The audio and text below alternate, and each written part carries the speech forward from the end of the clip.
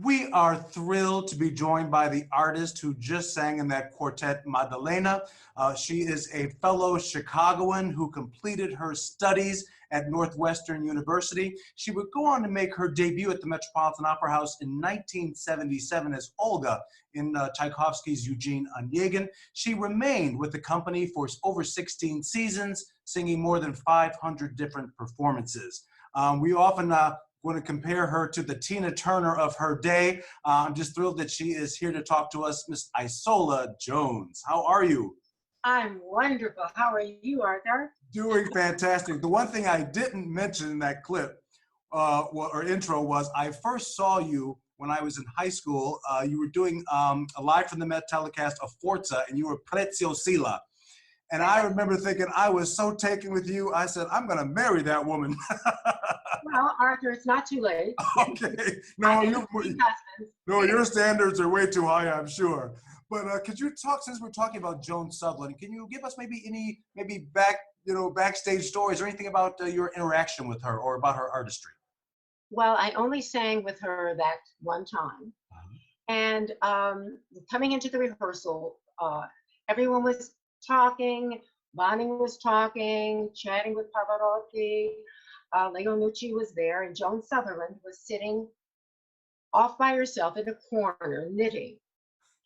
And I was wearing a blue dress, sort of royal blue, and I walk up to her and I introduce myself. And she looks up and she says, "That's a lovely dress. It's a lovely color of blue." And then she went back to her knitting. And I'm kind of, well, all right. So we sit down and we start the rehearsal. Nonplussed. I mean, the woman didn't even breathe. You know, Pavarotti doesn't breathe. And they're just such great, great artists that they bring you up to their level. There's no envy. There's no jealous. There's no rivalry. Because they understand how difficult it is. And they support one another. They support you, me, and I got so spoiled singing with these great artists. And Richard Bonning, again, was just very relaxed. No harsh words, no, you did this wrong, you came in late. I think he would have said it, but it was just a joy to work with these wonderful, wonderful artists. And I'm just blessed that God put me there at that time. Wonderful. We spoke with Janae Bridges a couple of weeks ago in a tribute with Leontine Price, and she talked about being compared, these days as the Beyonce of opera. And I guess in your era, in your time at the Met, in those years, you were compared to Tina Turner. Was it difficult, sort of being, the sex symbol with this great voice? Well, it was the kind of roles I did. I mean, those are the bad girls of opera. Carmen, you did Carmen, of course. Carmen, I did Delilah, I did Giulietta in Tales of Hoffman. It is the territory. And again, I thank God for putting me there at this time.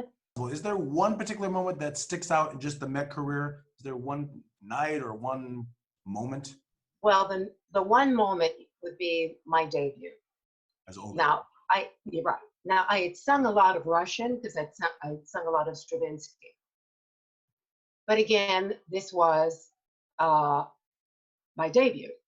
And Nikolai Gedda, who was Belinsky, but he was so nice to me. I was so nervous. When he would face me during the opera, he would make faces at me to try to get me to laugh or something, take a breath, anything. And the part of Olga is the first act and the first scene of the second act. So I'm sitting in my dressing room between acts, visibly shaking in the mirror. And I'm thinking, I don't know if I can do this. I don't know if I can have a career. I don't know, because I am really getting nervous. But you mentioned I sung over 500 performances. I hold the record of number of performances by an African-American artist at the Met. Wow. It is because of the contract I had I was singing practically every night.